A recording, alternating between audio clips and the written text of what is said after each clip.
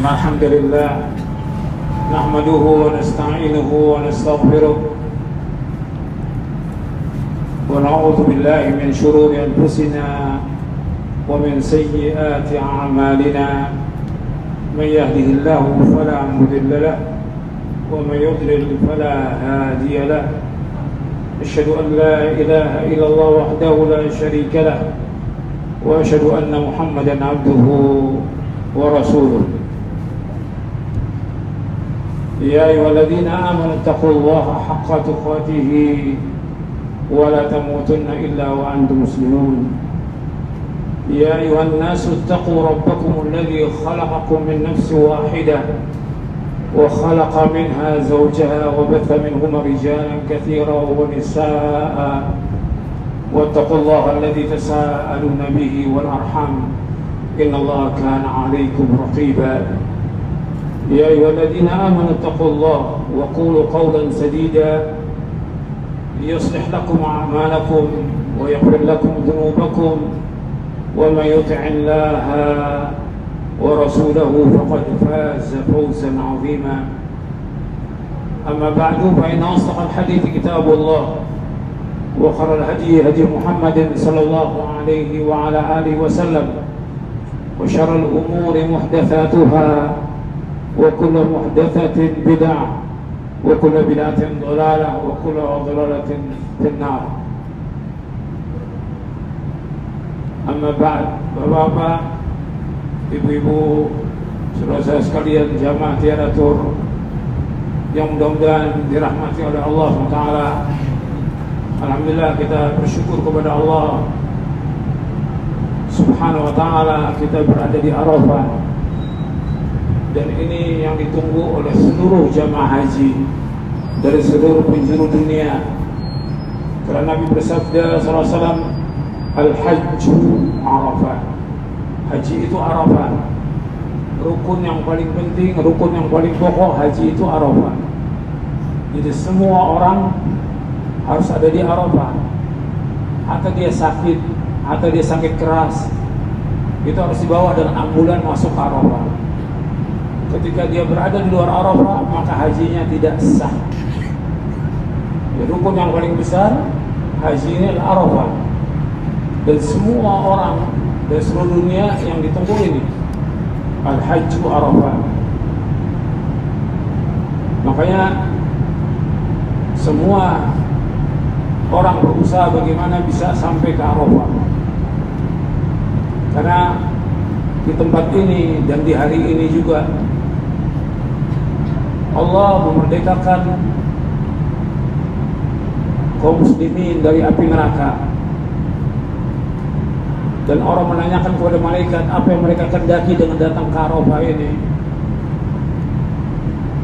Yang mereka kendaki agar diampuni dosa mereka. Kata Allah, aku ampuni dosa mereka semuanya. Ini kenikmatan yang luar biasa yang gak peroleh dimanapun berada. Tidak kemarin dan tidak juga besok. Hanya ada pada hari ini. Dan itu hanya ada setahun sekali Arafah itu. Tinggal kembali kepada kita, apakah kita termasuk orang-orang yang diampuni dosa kita oleh Allah atau tidak. Karena jelas niat kita dari rumah untuk mendapatkan haji yang mabrur. Dan puncak cita-cita seorang mukmin adalah surga. Al-Hajjul Mabrur laisa lahu jazaa'un illa jannah. Haji yang mabrur enggak ada balasan kecuali surga. Tujuan hidup seorang mukmin adalah surga. Enggak ada yang lain, bukan dunia. Dunia enggak ada arti apa-apa. Dunia lebih jelek daripada bangkai kambing. Bukan jabatan, bukan karir, bukan yang lainnya. Tapi yang dicari oleh orang beriman adalah surga. Bagaimana kita diampuni dosa-dosa kita oleh Allah dan dimasukkan ke surga dan dijauhkan dari api neraka.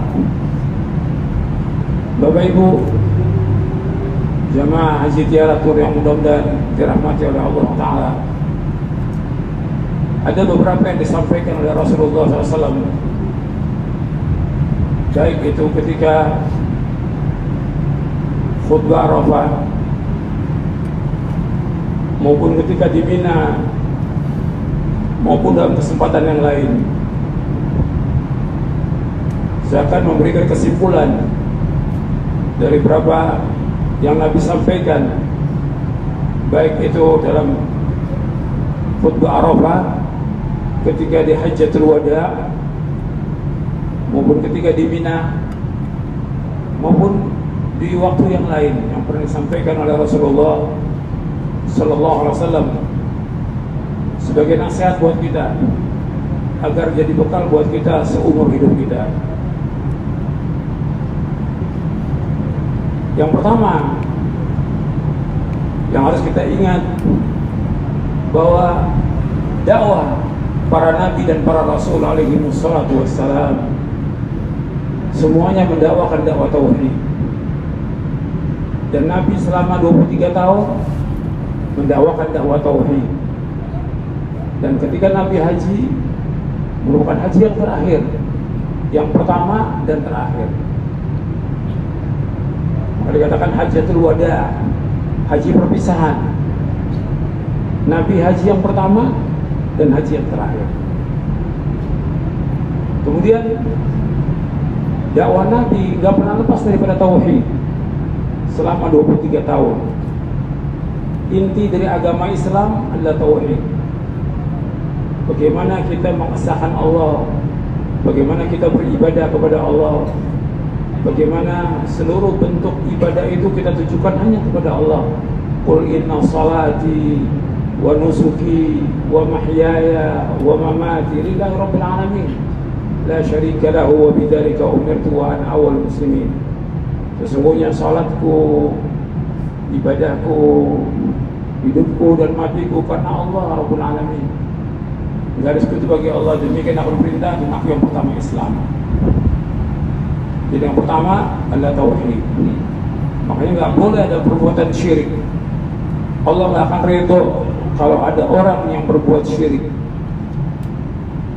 Karena seluruh langit dan bumi ini milik Allah. Semua milik Allah.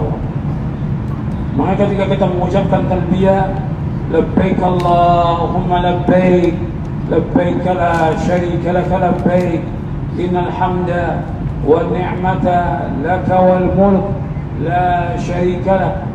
Aku penuhi panggilanmu ya Allah. Aku penuhi panggilanmu ya Allah. Sesungguhnya seluruh pujian, seluruh nikmat, seluruh kerajaan hanya milik Engkau ya Allah. Tidak ada sekutu bagi Engkau ya Allah. Aku penuhi panggilanmu. Seluruh milik Allah. Tidak ada satupun makhluk yang memiliki andil dalam penciptaan langit dan bumi dan penciptaan seluruh makhluk ini. Makanya kita wajib menunjukkan ibadah itu kepada Allah. Maka Allah berfirman, "Wa ma khalaqtul jinna wal insa illa liya'budun, ma uridu minhum min rizqin wa ma uridu an yut'imun, innallaha huwar razzaqu dzul quwwatil matin." Tidak aku ciptakan jin dan manusia maka beribadah kepadaku. Aku enggak minta rezeki dari mereka, aku enggak minta makan. Allah yang terus-menerus memberikan rezeki. Dan Allah yang terus-menerus memberikan, Allah yang maha kuat. Jadi Bapak Ibu sekalian, perhatikan bahwa kita diciptakan oleh Allah untuk ibadah.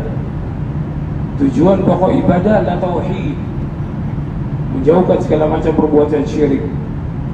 Kalau kita lihat di Indonesia dan lagi negeri yang lain, itu masih banyak kesyirikan.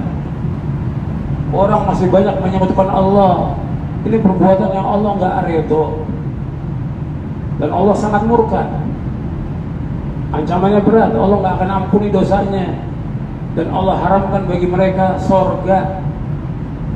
Perhatikan itu, bahwa Allah nggak ridho kalau ada orang berbuat syirik. Di Indonesia masih banyak orang datang ke kubur-kubur wali, ke kubur-kubur kiai, kemudian minta di sana, berdoa kepada mereka, minta kesembuhan, minta jodoh, minta rezeki, minta yang lain. Datang juga ke dukun-dukun dan yang lainnya. Ini semua perbuatan syirkun akbar, syirik yang paling besar yang Allah nggak redha. Allah sudah mengancam dalam Al-Quran, Inna Allah la yaghfiru an yushraka bihi wa yaghfiru ma duna dzalika liman yasha. Wa man yushrik billahi faqad iftara itsman 'azima. Sungguhnya Allah tidak akan mengampuni dosa berbuat syirik, dan Allah mengampuni dosa selain itu bagi siapa yang Allah kehendaki. Barang siapa yang berbuat syirik, maka sungguh dia telah berbuat dosa besar yang paling besar. Jadi orang berbuat syirik, dia melakukan dosa besar yang paling besar.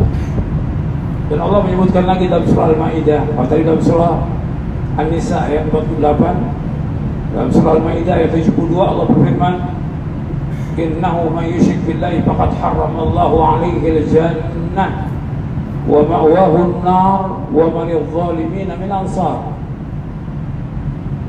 Sesungguhnya orang berbuat syirik diharamkan baginya surga, tempat tinggalnya neraka, dan neraka saja yang tempat kembali.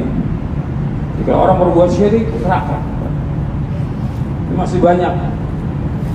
Kita wajib ingatkan diri kita, istri kita, anak kita, keluarga kita, orang tua kita, jangan sampai mereka datang ke tempat syirik.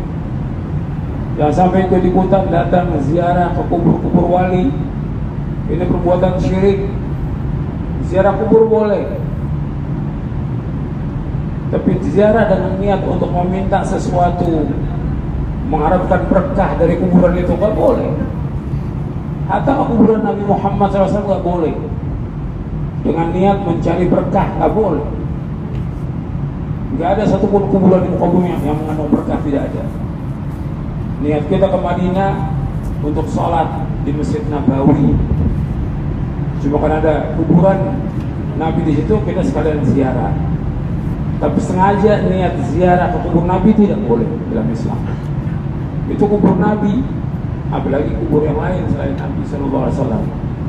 Di Indonesia masih banyak berbis-bis, sampai 50 bis, 100-an bis itu ziarah ke kubur wali. Ini perbuatan syirik. Kita setelah pulang dari haji ini jangan sampai lagi berbuat demikian. Yang dulu kita wajib taubat. Ingatkan semua keluarga kita, jangan sampai berbuat syirik lagi. Ini tauhid, lawannya adalah syirik. Dan ini harus kita tumbuhkan dalam diri kita. Kepada istri kita, anak kita. Makanya wasiat Luqman kepada anaknya, ya bunayya la tusyrik billah inna syirka la-dzulmun 'adzim. Wahai anakku, jangan berbuat syirik. Syirik itu kezaliman yang amat besar. Tidak ada kezaliman di muka bumi yang paling besar bukan syirik. Makanya syirik itu harus dimusuhi, harus diperangi, harus dilawan. Maka Nabi memerangi orang-orang yang berbuat syirik. Nabi bukan sekali dua kali, pernah puluhan kali melawan orang-orang yang berbuat syirik. Sampai di hari terakhir Nabi suruh tempat-tempat kesyirikan dihancurkan semuanya. Tempatnya Lata, Uzza, Hubal harus dihancurkan semuanya dalam satu hari. Gak boleh ada lagi kuburan syirik, gak boleh ada lagi. Pohon-pohon kesyirikan gak boleh ada lagi. Ini Islam. Ini agama Islam merupakan agama tauhid. Gak ada lagi penyembahan kepada selain Allah. Gak ada lagi penyembahan kepada manusia. Makanya Nabi Muhammad SAW disuruh untuk mengajak orang-orang Nasrani dan Ahlul Kitab semuanya untuk beribadah kepada Allah. Allah berfirman dalam surah Ali Imran di ayat 64, Qul ya ahlal kitab ta'alau ila kalimatin sawa'in bainana wa bainakum alla na'budu illa Allah wa la nusyrika bihi syai'a wa la yattakhidha ba'duna ba'dan arbaba min dunillah wa in tawallaw faqulu asyhadu bi anna muslimun. Katakanlah wahai ahlul kitab, kemarilah kepada kalimat yang sama antara kami dengan kalian. Tidak boleh kita beribadah dengan hanya kepada Allah saja, dan gak boleh kita menyebutkan Allah dengan sesuatu apapun juga, dan gak boleh sebagian kita menjadikan sebagian yang lain sebagai Tuhan selain Allah. Karena orang Nasrani menjadikan Isa